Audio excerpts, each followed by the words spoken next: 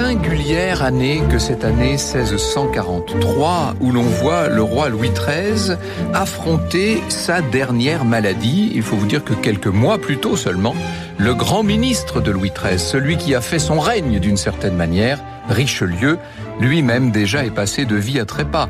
Qu'en quelques mois, la France perde le principal ministre, Richelieu, et le roi Louis XIII, c'est évidemment un signe d'affaiblissement que les ennemis du royaume ne peuvent pas négliger.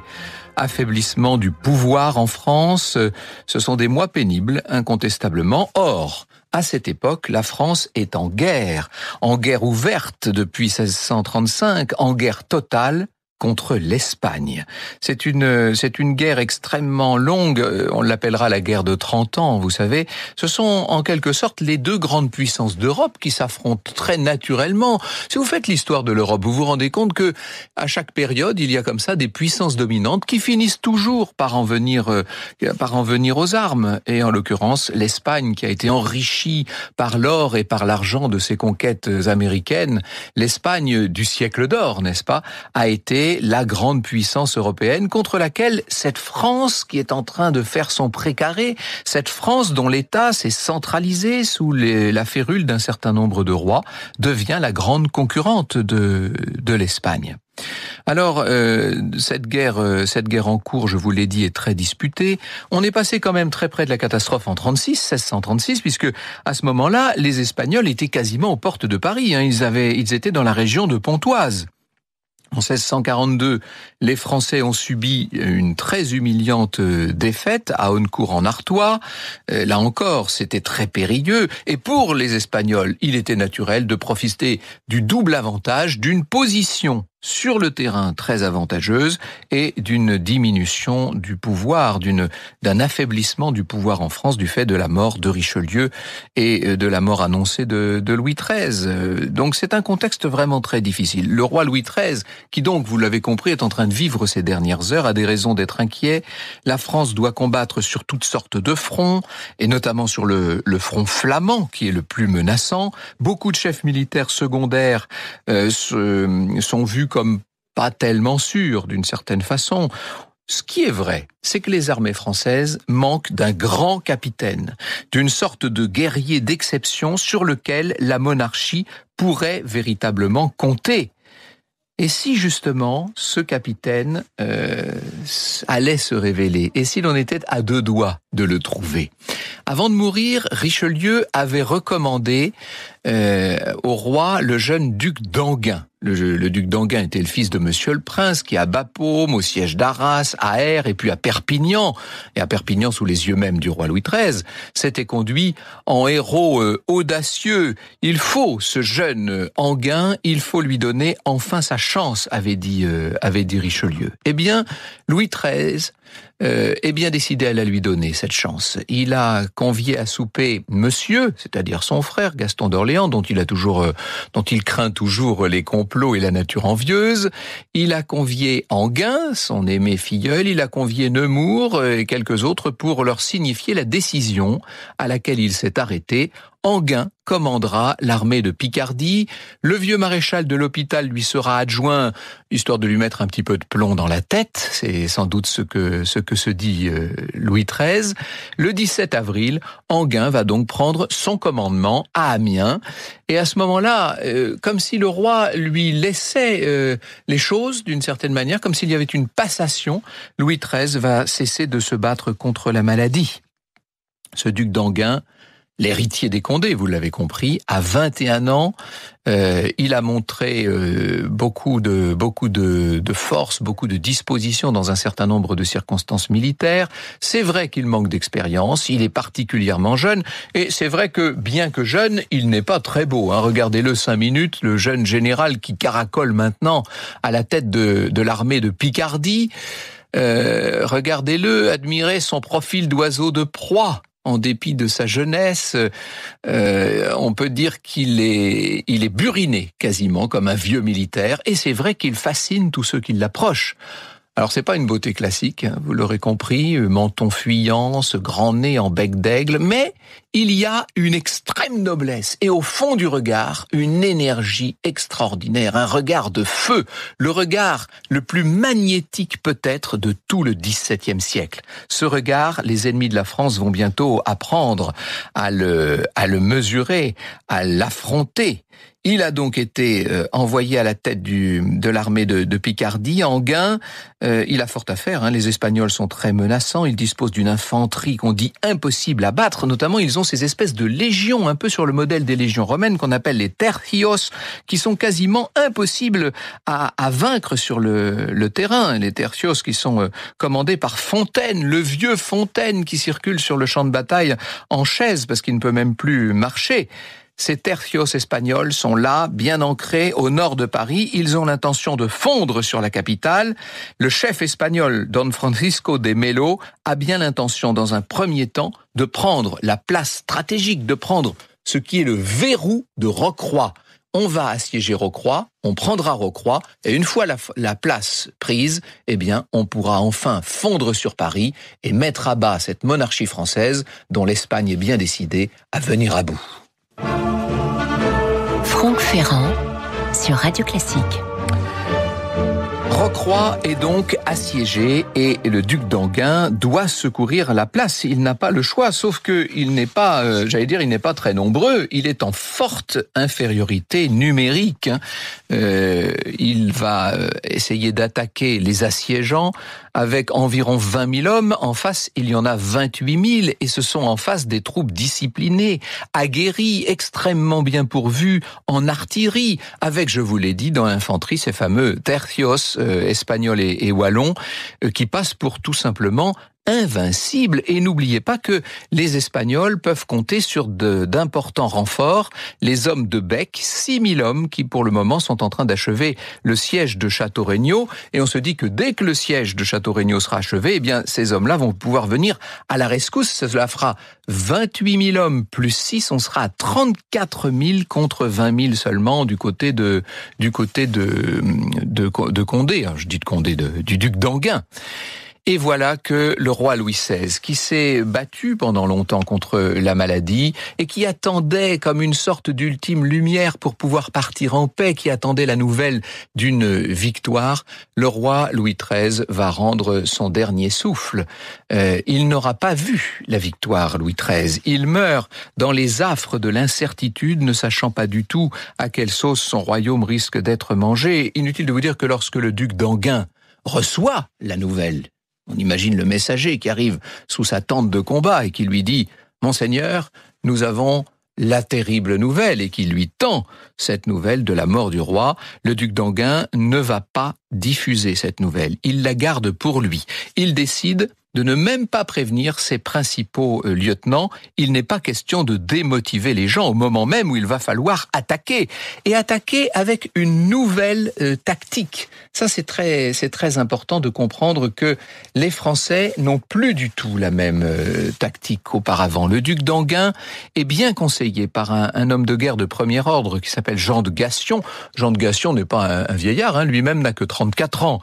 Mais le duc d'Enghien et Gassion, donc, ont choisi de s'inspirer de la tactique militaire qui a été mise au point depuis peu par Gustave Adolphe de Suède. Ils vont privilégier les éléments légers, mobiles, capables de harceler l'ennemi par petits raids, à la manière des guêpes, si vous voulez, capable aussi de se replier aussitôt et de repartir à l'attaque sur un autre front de manière ultra ciblée.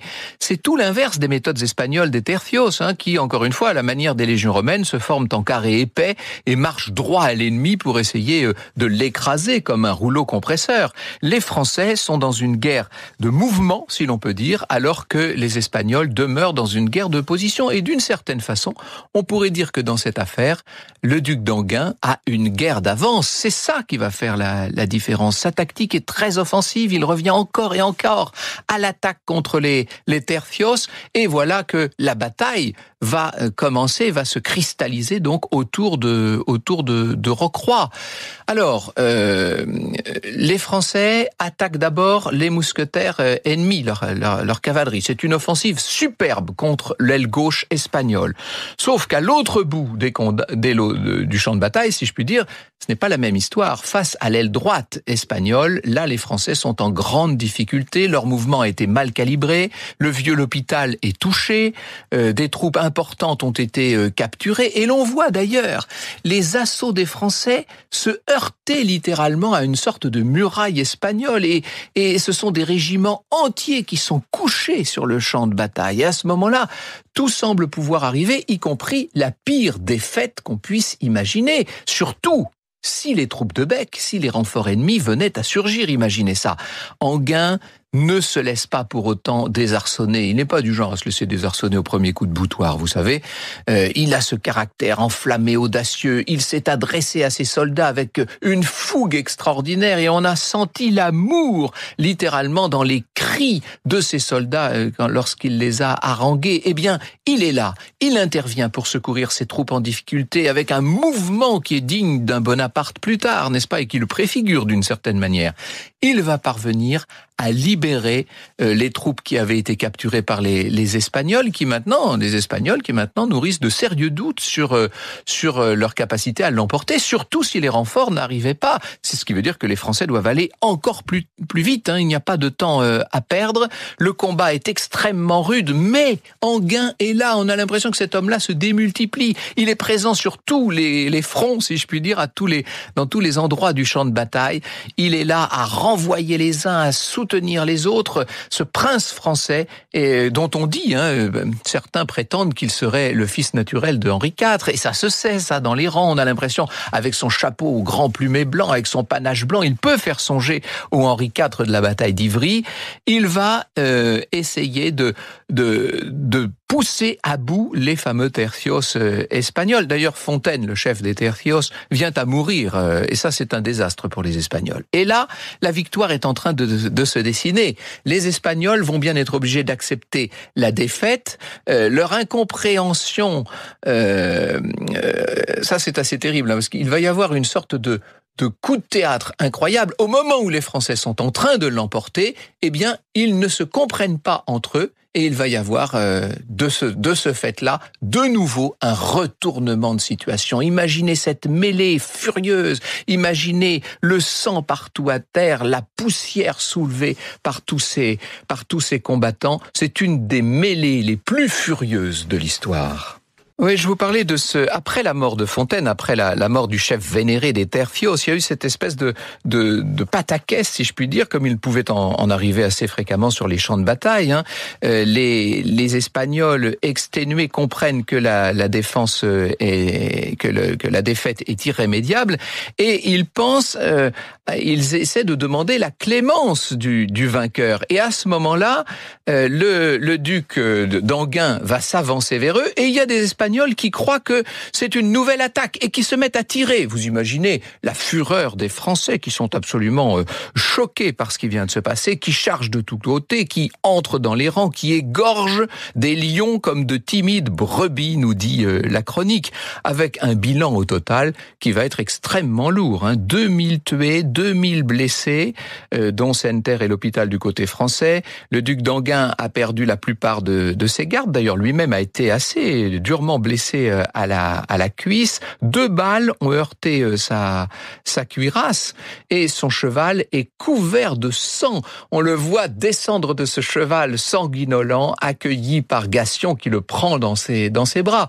Côté espagnol, 6 à 7 000 morts, 6 000 prisonniers, tout le bagage perdu et toute cette fameuse artillerie qui depuis si longtemps faisait peur aux Français. Ah, si seulement le roi Louis XIII avait pu vivre ce moment-là, si seulement Louis XIII avait pu vivre quelques journées de plus pour pouvoir assister à ce triomphe de son cousin Enghien. On peut dire qu'un très grand général est né. On peut dire que la confiance est restaurée dans les rangs français, bien entendu. Rocroi est une très grande, j'allais dire c'est la plus grande, vous savez, on a toujours l'impression lorsqu'on a le nez dessus que c'est la plus grande victoire, mais c'est en tout cas une des grandes victoires de l'histoire de France. Victoire qui marque non seulement la fin de la prépondérance espagnole en Europe, mais qui marque aussi le début de la suprématie des armées françaises à l'échelle du continent. Et vous pouvez faire confiance aux successeurs de Louis XIII. Vous pouvez faire confiance à Louis XIV pour assurer définitivement cette suprématie. Une suprématie qui du reste durera ensuite jusqu'à Waterloo. Bon an, mal an, avec des hauts et des bas, mais jusqu'à Waterloo en 1815. À travers Rocroi, c'est une monarchie française efficace, libre, qui vient d'être fortifiée par Richelieu. C'est une monarchie puissante, celle d'un pays enfin unifié, qui s'impose à ses voisins. On peut dire qu'à travers Rocroi, c'est aussi une nouvelle dimension de la France qui s'impose à tous ses voisins d'Europe, mais qui s'impose, et c'est peut-être le plus important, à l'esprit des Français eux-mêmes.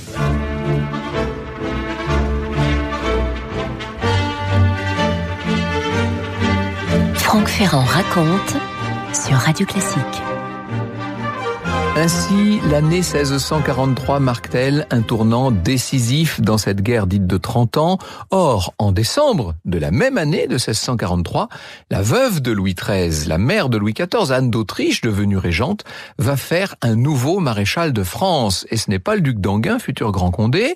Celui-ci a beau être talentueux, il est quand même un peu trop jeune pour être maréchal. Non, celui qui, le 19 décembre 1643 exactement, reçoit le bâton tant convoité, s'appelle Henri de la Tour d'Auvergne et vous le connaissez sous son titre de Turenne. L'an passé, il a commandé en second la victorieuse armée du Roussillon. L'année suivante, en 1644 donc, il sera envoyé en Alsace au secours de troupes françaises malmenées par les Espagnols. C'est en payant de sa poche, plus exactement en empruntant sur ses deniers, que le grand Turenne va réorganiser l'armée du Rhin, va lui faire traverser ce fleuve en juin avant d'opérer la jonction avec les troupes d'un certain duc d'Enghien, prince de Condé, comme on se retrouve.